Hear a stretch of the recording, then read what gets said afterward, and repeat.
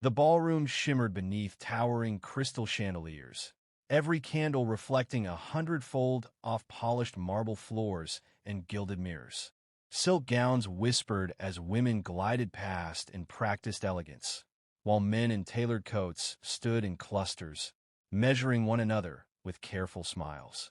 Music floated through the air, light and graceful, but beneath it pulsed something sharper: anticipation, curiosity, rumor. He stood near the center of the room, posture impeccable, expression calm, though his jaw was tight enough to ache. Whispers had followed him since the moment he entered. He felt them like pinpricks along his spine, heard fragments carried by laughter that arrived a second too late to be innocent. Across the ballroom, she was surrounded.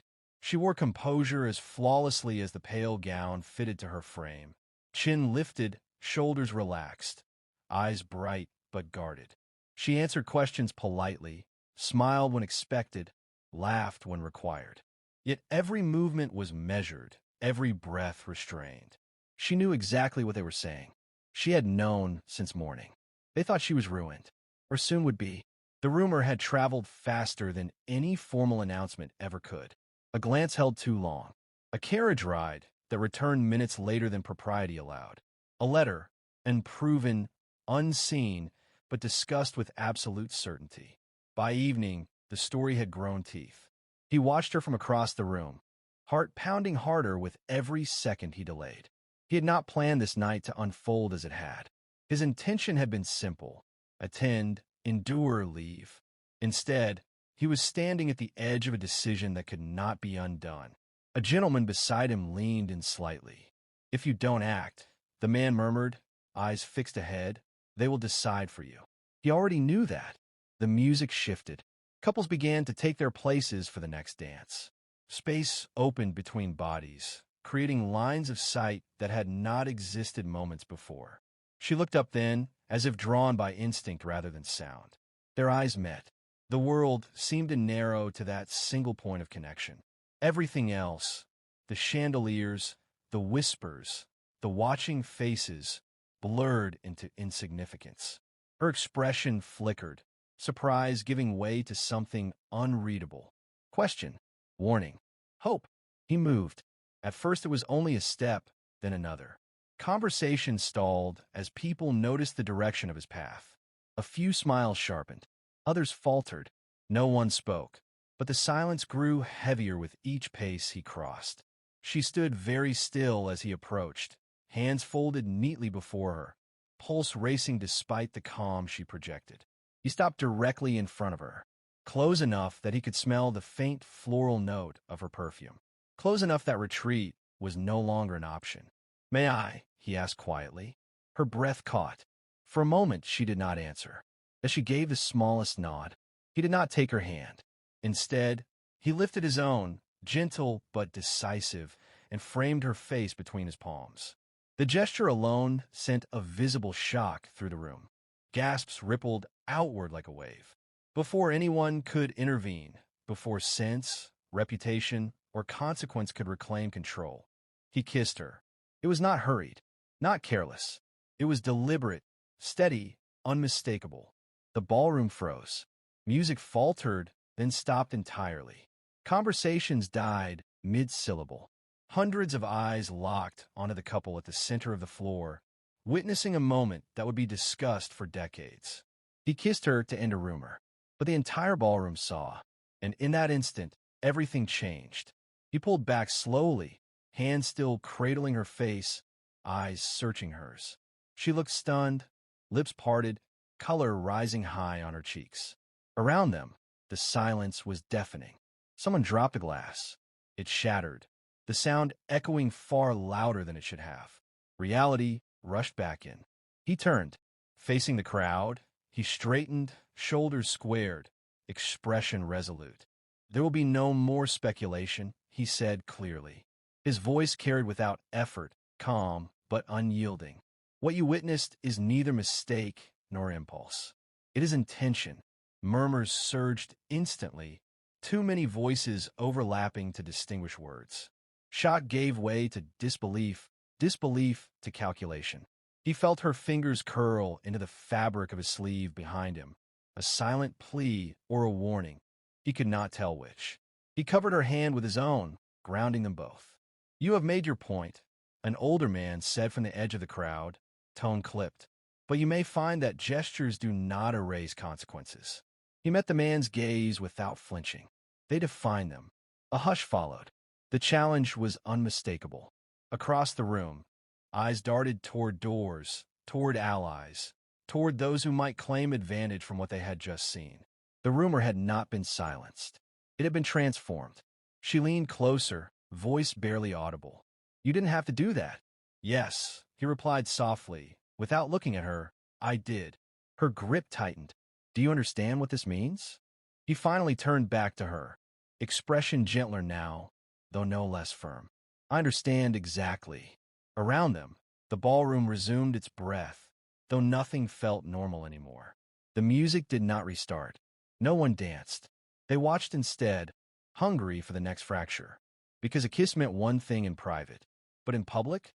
In public, it was a declaration, and declarations demanded answers. He led her from the center of the floor, guiding her toward the edge of the room. The crowd parted instinctively, unsure whether to block their path or clear it. Neither spoke as they moved. Words could wait. Consequences could not. By the time they reached the corridor beyond the ballroom doors, the noise behind them had swelled into a roar. She stopped abruptly, turning to face him. "You just made me the most disgusted woman in the room." "You already were." "That's not the same," she said sharply. "Before, they speculated. Now they will expect." "Let them." Her eyes flashed. "Expect what?" He hesitated for the first time that evening. The certainty that had carried him across the floor wavered, if only slightly. "Honesty," he said finally. She searched his face, looking for doubt, for regret. She found neither. Instead, she saw resolve and something else beneath it, something dangerously close to vulnerability. "You've tied our fates together," she said quietly. "Yes." "For better or worse." "Yes." From inside the ballroom came raised voices, laughter edged with disbelief, the unmistakable sound of alliances forming. Tonight would not end quietly. Tomorrow would be worse. She exhaled slowly. "Then you should know," she said, "the rumor you tried to end, only half of it was false." His expression changed, just slightly. "Enough." "Which half?" he asked. She met his gaze, unflinching now. "The part where they say, I had nothing to lose." The corridor felt suddenly colder, and somewhere behind them, the doors to the ballroom opened again, spilling light, sound, and the certainty that their lives would never return to what they had been before. The corridor echoed with distant voices, but here, between stone walls and shadowed arches, the noise softened into something indistinct and threatening, like thunder heard from far away. He studied her face carefully now, as if seeing her for the first time without the ballroom's glittering disguise. There was strength there, unmistakable, but also a weariness that had not been present an hour earlier. "What do you mean?" he asked, voice low. "You had nothing to lose?" She did not answer immediately. Instead, she turned and walked a few steps farther down the corridor, away from the light spilling through the open doors. He followed without hesitation. When she finally stopped, she rested her hand against the cool stone wall, grounding herself. "I mean," she said slowly, "that the rumor did not begin tonight." He felt a tightening in his chest. "Then when—" "Weeks ago," she replied. "Perhaps longer. It only reached its loudest voice this evening." He exhaled sharply. "Why didn't you tell me?" She laughed once, quietly, without humor. "And say what?" "That my name was being passed between people who have never cared to know me. That my reputation was being rewritten in rooms I was not allowed to enter." "That still matters," he said. "Does it?" she asked, turning to face him fully. "You proved tonight how little restraint this world values when spectacle is offered instead." He did not disagree. He could not. His kiss had been a spectacle, whether he intended it or not. He had acted to stop a story, only to create a larger one. "They will demand explanations," he said. "From you." "From me." "They always do," she replied. "The difference is that now they believe they are owed them." From a ballroom came footsteps. A pair of men passed the far end of the corridor, voices hushed but urgent. She stiffened instinctively, then relaxed when they continued on. "You should leave," she said suddenly. His brows drew together. "Leave, before this becomes worse. It already is worse." She stepped closer, lowering her voice. "If you remain at my side, they will assume intention beyond what you declared. They will force timelines, expectations, commitments. And if I leave," he asked, "then they will say you acted recklessly and abandoned me to bear the consequences alone. Which outcome do you prefer?" Her gaze held his, steady and unblinking. "Neither." Silence stretched between them. Somewhere nearby, a door creaked open and closed. The evening pressed forward, impatient. He reached for her hand again, this time openly. She did not pull away. "Tell me the truth," he said. "All of it. Not what the ballroom believes. Not what you think I want to hear." Her fingers tightened around his. "The truth is inconvenient. So is silence." She inhaled deeply. "The rumor began when I refused an offer." His eyes sharpened. "Whose?" She hesitated just long enough to confirm his suspicion. "Someone powerful enough that refusal was not expected." Anger flared, hot and immediate. "And he decided to punish you."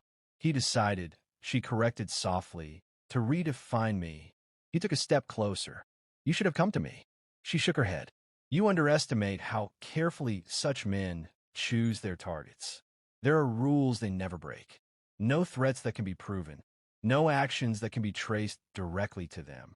Only implication. Only suggestion." "And the carriage?" he asked. "The letter?" Her mouth tightened. "Fabrications. Or half-truths shaped to resemble scandal." He closed his eyes briefly, forcing himself to remain calm. "Then my kiss," interrupted his narrative. She finished, but did not erase it. Footsteps approached again, closer this time. A woman's voice floated down the corridor, sharp with excitement. "They're saying he plans to make an announcement before midnight." She stiffened. "They mean you." He opened his eyes. "I made no such plan." "Plans," she said quietly, "have a way of being assigned." The footsteps faded, but the damage lingered. He could already see how this would unfold. Invitations issued. Meetings requested. Smiles offered that concealed demands. "You don't owe them anything," he said firmly. She searched his face. "Do you believe that?" "Yes. Even if they threaten what you value." He did not answer immediately. There were things he valued deeply.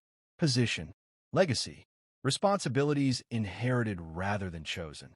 He had always balanced desire against duty with care. Tonight, he had tipped the scale. "They will test you," she continued. "They will see how far your resolve extends. Let them." She looked unconvinced. "You underestimate their patience. And you underestimate mine." She studied him, as if recalibrating her understanding. "Why did you really do it?" she asked suddenly. The kiss.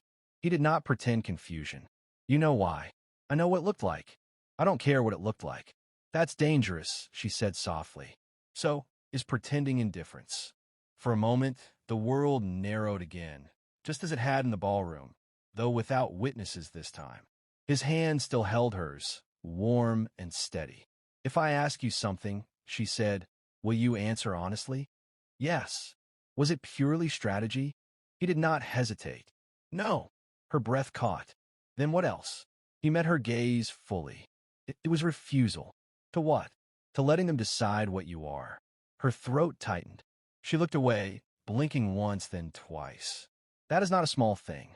"I know, and you may not be able to protect me from the fallout." "I know that too." She turned back to him, eyes bright now with something dangerously close to trust. "Then understand this," she said. "I will not be rescued quietly. I wouldn't expect you to be." From the ballroom came the unmistakable sound of raised voices, followed by laughter that rang too loudly to be genuine. The crowd was reorganizing itself, reshaping the evening around the moment they had witnessed. "They will call us back," she said, "together or separately. We go together. And if they separate us, then we meet again afterward." Her lips curved faintly. "You speak as though you're certain there will be an afterward." "There will be." She regarded him for a long moment, then nodded. "Very well. They turned toward the light once more. Each step back toward the ballroom felt heavier than the last, as though the air itself resisted them. As they reached the doors, she paused. "One more thing you should know." He looked at her. "Yes. The man who began this rumor," she said quietly, "will not forgive being contradicted." He straightened, expression hardening. Then he should have chosen a quieter target. The doors opened. Sound rushed toward them, conversations cutting off abruptly as dozens of heads turned in unison. Faces brightened with expectation, with hunger. They stepped inside together, and this time, no one pretended not to stare. The moment they crossed the threshold, the ballroom seemed to contract around them. Every conversation slowed, then fractured into whispers that skittered across the room like sparks. Faces turned openly now. No one bothered with subtlety. Whatever restraint had governed the evening before was gone. He felt it immediately, the shift in power, the invisible lines being redrawn. A woman near the orchestra leaned toward her companion, eyes gleaming. "They've returned," she murmured, loud enough to be heard. Her companion smiled thinly, already calculating what version of the story would best serve her. He ignored them and guided her forward, his hand resting lightly at her back. The gesture was protective without being possessive, deliberate enough to be noticed, but restrained enough to provoke curiosity rather than outrage. At the far end of the room, a group had gathered near the host, their postures stiff with expectation. Among them stood a man whose presence commanded attention without effort. He was older, broad-shouldered, impeccably dressed, his expression relaxed in the way of someone accustomed to winning battles before they were openly fought. Her fingers tightened against his sleeve. "That is him," she murmured. "The one who refused to accept my refusal." He followed her gaze. The man's eyes locked onto them almost instantly. A smile touched his lips, slow and knowing. "So," he said aloud as they approached, voice smooth and confident. The rumor was true after all. Silence fell again, sharper than before. He did not answer immediately. He assessed the man calmly, taking in every detail, the casual stance, the ease with which others deferred to him, the arrogance that came from years of unchallenged influence. "No," he replied at last. The rumor was lazy. A few gasps escaped nearby. The man's smile widened, amused rather than offended. "Careful," he said. "Words have consequences." "They do," he agreed, "which is why I choose mine." The host shifted uncomfortably, clearly regretting the lack of intervention earlier. "Gentlemen," he began, attempting diplomacy, "perhaps this is not the moment." "It is precisely the moment," the older man interrupted, eyes never leaving him. "We have all witnessed something unexpected. It would be irresponsible not to seek clarity." "Clarity for whom?" she asked, stepping forward before he could stop her. The man turned his attention to her now, gaze appraising. "For everyone who cares about propriety." "Propriety," she repeated coolly, "did not seem to concern you when you allowed my name to be questioned without evidence." A murmur rippled through the crowd. The accusation, spoken aloud, shifted the dynamic instantly. The man chuckled softly. "You mistake gossip for malice." "And you mistake silence for consent," she replied.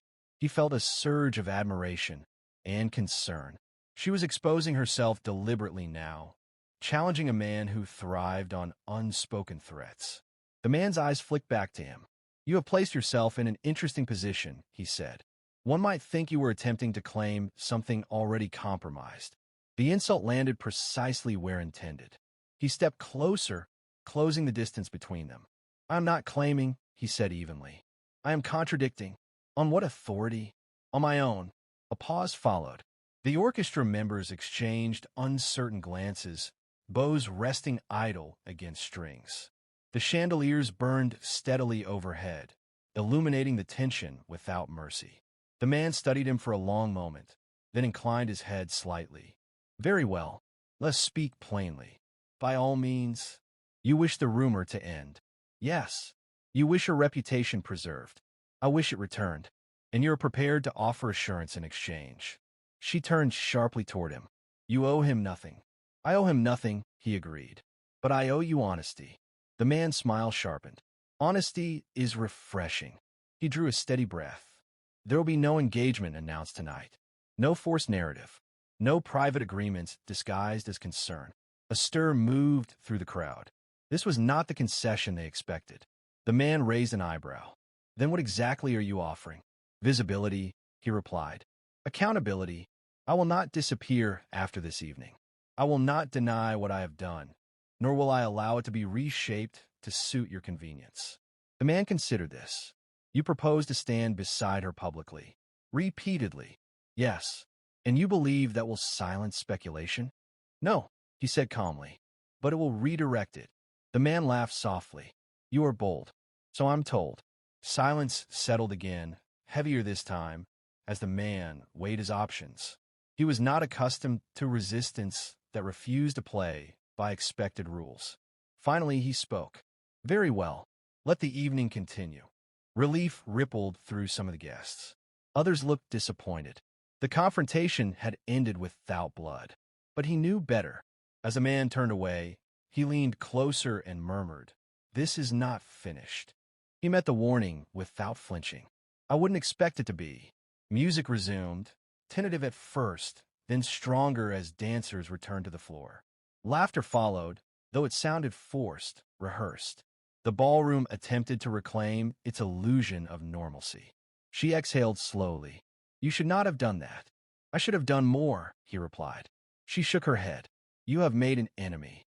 I already had one, he said. I just hadn't met him properly. They moved to the edge of the room, where the light dimmed slightly and conversation was less aggressive. For a moment, neither spoke. Why are you still here? She asked quietly. Because leaving would confirm every ugly assumption they're making. And staying complicates them. She studied him again, as she had earlier, measuring his resolve. This will follow you beyond tonight. I know. It could cost you influence. I know. She looked away, gaze fixed on the dancers. You speak as though that is acceptable. It is, he said. If the alternative is watching you be dismantled politely. Her throat tightened. I do not need saving. I know, he said gently. That doesn't mean you deserve to be targeted. They stood there as the dance floor filled, bodies moving in careful patterns, every step governed by tradition. Yet nothing felt traditional anymore. Across the room, the powerful man watched them from behind a polite smile. And for the first time, he realized something crucial. This was no longer about a rumor. It was about control. And control, once challenged, rarely surrendered quietly. The night wore on, but the ballroom never fully relaxed again. Music played, laughter floated, yet an undercurrent of tension threaded through every interaction. He felt it in the way conversations stopped when he passed, in the careful smiles offered and withdrawn just as quickly. They were being measured now, evaluated not as individuals, but as a pair.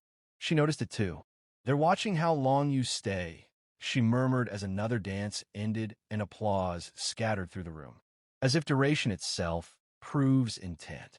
Let them watch, he replied. I'm not leaving. Her lips pressed together. That certainty may cost you more than you realize. Perhaps, he said, but uncertainty would cost you. She studied his face again, searching for bravado. She found none, only resolve, steady and unadorned. A servant approached cautiously. You are requested in the East Salon, he said to her, eyes lowered. Privately. She stiffened. By whom? The servant hesitated. A gentleman from earlier. They exchanged a glance. The threat lay not in the request itself, but in its isolation. No, he said immediately. The servant shifted uncomfortably. It was not framed as optional. Everything is optional, she said coolly, especially when impropriety is the concern. The servant withdrew, relief evident. She exhaled slowly. He's testing boundaries, she said, seeing whether he can still move pieces at will. And can he? Not if I refuse. He nodded. Then refuse. They stood in silence for a moment, the music filling the space where words might have failed. I should speak, she said suddenly. To whom? To everyone. He frowned. Now. Yes. Before he does. He followed her gaze. The man had begun circulating again, smile polished, voice low. He was planting seeds. If you speak, he said carefully. They will dissect every word. They already will, she replied. At least this way. I choose the phrasing. She stepped forward before he could argue further, moving toward the center of the room. The musicians faltered, uncertain, as her presence drew attention. Conversation slowed. Eyes turned. She did not wait for permission. I am aware, she began, voice steady and clear, that my name has provided entertainment this evening. A ripple of discomfort moved through the crowd. I regret to disappoint those who prefer speculation to truth, she continued. But there is less mystery here than has been suggested. The powerful man paused where he stood, watching intently. I declined an offer, she said plainly. That refusal has been reinterpreted as scandal. I will not apologize for either. Silence pressed in. This was not the tone expected. No tears, no deference. I will also not accept protection disguised as ownership, she added, glancing briefly at him. Not an accusation, but an acknowledgement. Nor will I accept defamation disguised as concern. Murmurs erupted. Some faces flushed. Others hardened. She drew a breath. If my reputation is to be discussed, let it be discussed honestly. If my choices offend, let them offend openly. I will not negotiate my dignity in private rooms. The room seemed to hold its breath. She finished quietly, that is all. For a moment, no one spoke. Then a few scattered claps broke the silence, hesitant but sincere. Others followed, some out of support, others out of obligation. Applause filled the ballroom, uneven and charged. The powerful man's smile remained, but his eyes had gone cold. She returned to his side, shoulders squared, pulse racing beneath her composure. Now they will say I'm difficult. They already did, he said softly. Now they will say it aloud. She released a breath she hadn't realized she was holding. You stood there, she said. You didn't interrupt. You didn't need me to. From across the room, the man raised his glass in their direction, a gesture that might have been congratulatory, if not for the calculation behind it. He won't retreat, she said. No, he agreed. But he will adapt. The night fractured after that. Guests began to depart earlier than planned, offering careful farewells. Alliances shifted visibly. The host avoided eye contact entirely. When they finally stepped outside, the cool air felt like relief. The sound of the city at night wrapped around them, distant and indifferent. She paused at the bottom of the steps. This doesn't end here. I know. You may still wish you had stayed silent. I doubt it. She turned to face him, searching his expression. Why are you so certain? Because silence would have been easier, he said. And easy rarely means right. She nodded slowly. Then understand this, she said. If you walk beside me now, there will be no quiet exit. I'm not looking for one. A carriage waited at the curb, lantern light flickering against polished wood. The driver watched them discreetly, awaiting instruction. Where to, he asked.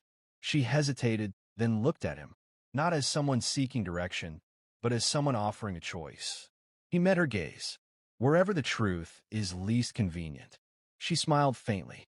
That narrows it down considerably. They stepped into the carriage together. As it pulled away, the ballroom receded behind them, its lights fading into memory. Neither spoke, because both understood that the night had not been an ending. It had been a beginning, and beginnings, once chosen, demanded follow-through. The carriage rolled through streets washed in lantern light, wheels striking stone in a steady rhythm that echoed the pounding of her heart. Inside, silence pressed close, not awkward but charged, as if both of them were listening for something just beyond hearing. The city moved around them, indifferent to reputations unraveling and power being challenged behind closed doors. She watched reflections slide across the window glass. Arches, doorways, passing faces that blurred into anonymity. They'll be waiting by morning, she said finally. Messages, invitations, warnings disguised as concern. I expect as much, he replied. You sound almost prepared. I am prepared to be unprepared, he said. That's usually when people reveal what they actually want. She turned to study him. In the dim light, his expression was composed, but there were lines of tension she had not noticed before. He was counting costs, even if he refused to name them aloud. Why me? she asked quietly. He did not pretend misunderstanding. Because you're the example they chose. That's not an answer. It is, he said. You refused politely. That unsettles them. Power expects gratitude, not boundaries. She considered this. And you? What about me? Why did you choose to intervene now, she asked. You've watched them operate before. You've benefited from the same systems. He nodded once. Yes. And yet, he said, there comes a point where advantage turns into complicity. The carriage slowed, turning onto a quieter street. The driver's silhouette shifted as he brought them to a stop. The door opened, cool air spilling inside. This is as far as I go, the driver said. She stepped out first, boots touching stone, posture instinctively alert. The street was narrow, residential, lined with darkened windows. He followed, the carriage pulling away almost immediately, leaving them in a pocket of quiet. This isn't my home, she said. No, he replied. It's mine. She raised an eyebrow. That's unexpected. Practical, he said. You shouldn't return to yours tonight. She stiffened. Because of him, because of anyone, he said. Curiosity turns reckless when it thinks it's entitled. She weighed the options quickly. Pride tugged one way. Reality pulled harder the other. Very well, she said. But understand this. Temporary does not become assumed. Agreed. Inside, the house was dim but warm, lit by a few lamps left burning deliberately. The space felt lived in, but orderly, books lining the walls, papers stacked neatly on a desk near the entry. It was not ostentatious. That alone surprised her. Sit, he said, gesturing toward a chair. I'll have tea brought. She almost laughed. Tea. Sleep will be difficult, he said. This might help. As he moved to speak quietly with a servant, she took in her surroundings.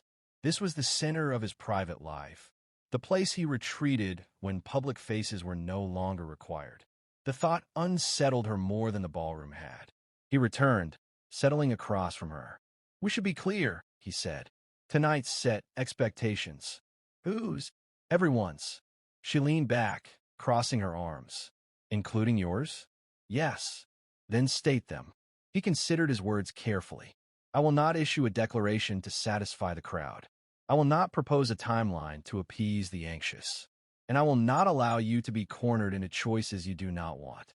She searched his face. That sounds generous. It is precise, he corrected. In return, I ask for honesty. Not public performance. Private truth. She exhaled slowly. You are asking me to trust you. I am offering you reason to. A servant returned with tea, set it down silently, and withdrew. Steam curled upward, carrying a faint herbal scent. She took the cup, but did not drink. You should know something else, she said. If he cannot discredit me, he will attempt to discredit you through me. I expect that, he replied. You could still step back, she said. Frame tonight as a miscalculation. He shook his head. That would confirm his power. She nodded. Then he'll escalate. Yes. And if he forces a choice, I will choose. Her eyes narrowed. That certainty again. He met her gaze evenly. I've spent too long watching consequences arrive anyway. Choosing them is a relief. She was quiet for a moment. You understand that even if this turns into something real, she said carefully, it cannot be built as a defense. I know, he said. If it becomes real, it must be inconvenient. She smiled faintly at that. You have a talent for saying the wrong thing persuasively. He smiled back, briefly. I've had practice. Time passed without either of them noticing. The house settled around them, wood creaking softly as it cooled. Outside, the city murmured. There will be pressure, she said. For appearances. Shared outings. Public consistency. We can manage appearances without surrendering autonomy, he said. They want predictability. We can give them ambiguity. She laughed softly. That may be the most dangerous approach of all. Dangerous to those who rely on certainty. He agreed. A knock sounded at the door, sharp in the quiet. Both of them stiffened. I'll handle it, he said, rising. She followed anyway, staying a few steps back as he opened the door. A man stood there, hat in hand, posture respectful but tense. Message for you, the man said. Urgent. He took the envelope, breaking the seal without ceremony. His eyes scanned the contents quickly. His expression did not change, but something hardened behind it. "What is it?" she asked once the messenger departed. "A warning," he said, disguised as advice. "From him." "Yes." She folded her arms. "What does he want?" "To meet," he said. "Tomorrow. Privately." Her jaw tightened. "You can refuse." "I could." "And will you?" He considered. "No." She stared at him. "You said no private rooms." "I said no negotiations about your dignity," he replied. "This is about leverage, which he will attempt to use, which I intend to remove." She shook her head. "You are walking directly into his advantage. Only if I accept his terms. And if he doesn't offer any you can refuse?" He looked at her steadily. "Then he reveals himself." Silence fell again, heavier than before. "You don't trust him," she said. "No." "You don't trust the room he'll choose." "No." "And yet you're going." "Yes." She stepped closer. "Then I'm coming." He hesitated. "He asked for private." "He asked for control," she corrected. "You said we go together." He searched her face, weighing risk against principle. Finally, he nodded. "All right." Relief flickered across her expression, quickly masked. "Good." They stood there, closer now. The distance between them narrowed, not by strategy, but by shared resolve. "You realize," she said softly, "that whatever happens next will define us." "Yes," he replied. "Better to define it ourselves." Somewhere in the house, a clock chimed the late hour. Tomorrow was already pressing in, impatient. She turned toward the stairs. "I should rest," she said. "If possible." He nodded. "You'll have a guest room. No one will disturb you." She paused at the first step. "Thank you," she said, "for not turning this into something simpler." He met her gaze. Simple would have been easier. Easier would have been wrong. She inclined her head and went upstairs, leaving him alone in the lamplit room. He stood there for a long moment, the envelope still in his hand, feeling the weight of what he had chosen. By morning, the city would know they were no longer isolated figures in a convenient scandal. They were a problem, and problems, once acknowledged, demanded solutions or sacrifices. He folded the letter carefully and set it on the desk. Tomorrow would reveal which they were expected to become. Morning arrived without ceremony. Gray light filtered through tall windows, soft but unyielding, exposing a city already in motion. He had not slept.